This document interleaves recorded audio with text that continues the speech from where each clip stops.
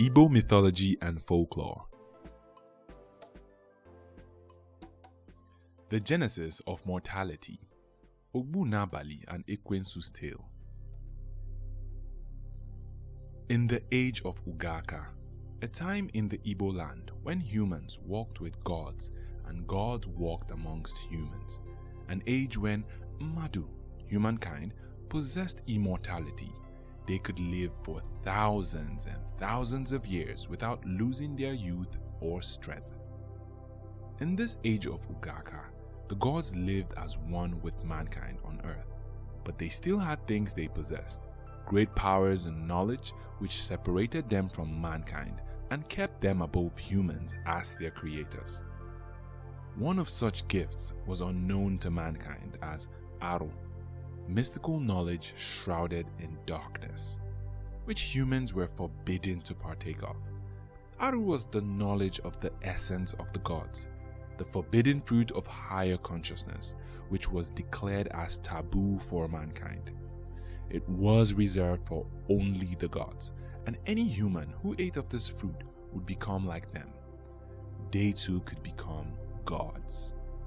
All the gods were in agreement to this order of the forbidden fruit, until Ekwensu, the custodian of the mysteries of the gods, who had love for mankind, broke this order by letting Nwanyị Mmadụ, the woman of mankind, eat of the forbidden fruit, waking her and consequently all of mankind to some of the mysteries of higher consciousness which were reserved for only the gods. When Ogbunabali, the great brother and companion of Ekwensu, found out what Ekwensu had done for the humans, he became furious with anger against his brother and mankind. Ogbunabali informed the other gods of the trick Ekwensu had played on them by giving much more to Mmadụ than what the order of the gods had permitted. This betrayal by Ekwensu led to the dawn of a new age, Ugachi, when Mmadụ was kicked out of the realm of the gods and had to rely on their newly awakened consciousness to innovate highly efficient ways of coexisting.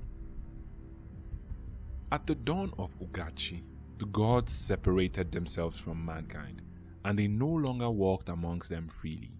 They did this out of concern that Ekwensu had revealed too much to Mmadụ, which could eventually make mankind advance faster or worse, surpass the gods themselves, if they continued to walk amongst them and leave themselves open to be easily observed by humans.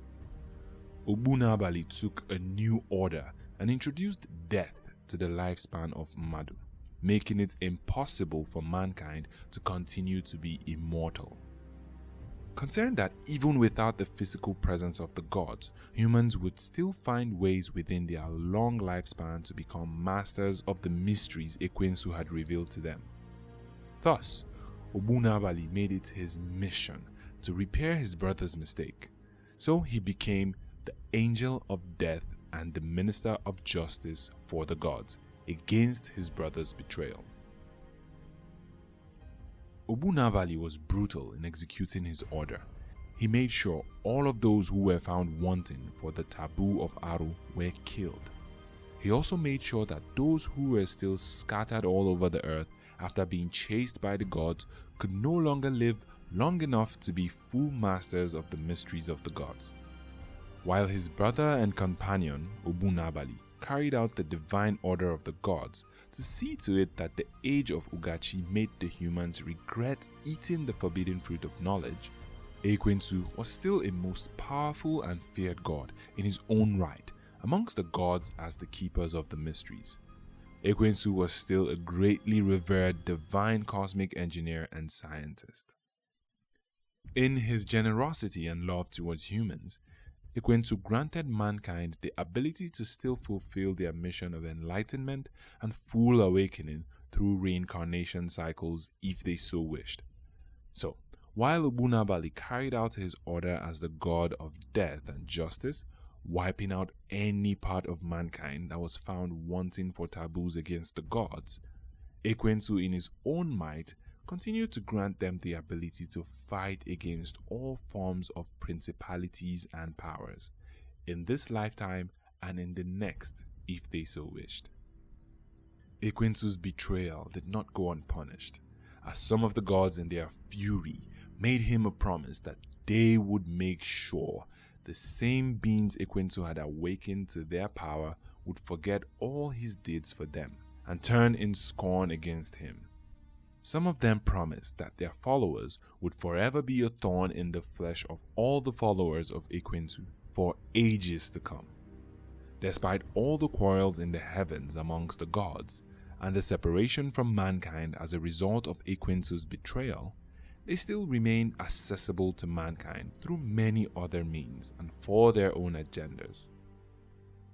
Ogbunabali and Ekwensu remain brothers and divine companions in eternity, as the ways of the gods are mysterious and are not the ways of mankind. Till today in Igbo land, Ogbunabali remains one of the most feared forces. In fact, he is considered to be the angel of death and justice, the one who kills at night, the death deity known to kill violently all those who commit unspeakable taboos against his realm. And Ekwensu remains Ugotubulagwo, the eagle who perked the snake, bringing enlightenment to all his descendants who seek his wisdom and victories in wars to all who remember to call on him in their times of trouble. Despite the bastardization of his name amongst his people, in his own way the force still prevails. Several Igbo communities till this day retain the name and remember the stories of these two great companions through songs, masquerades, and shrines. Some notes from the story. The age of Ugaka is also known as Ugokbu or Ugambu. Ogbunabali or Ogbunabani, also known by other names in different Igbo dialects, is generally known as the death deity.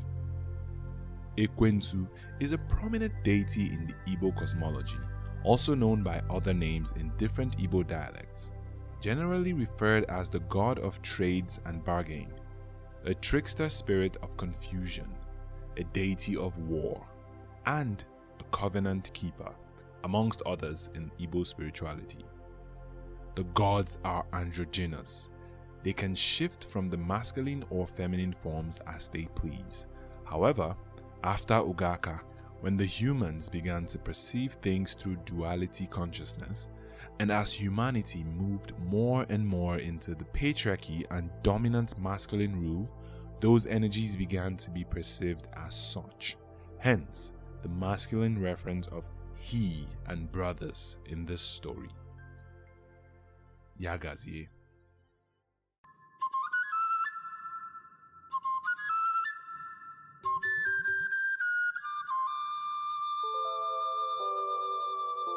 Igbo mythology and folklore.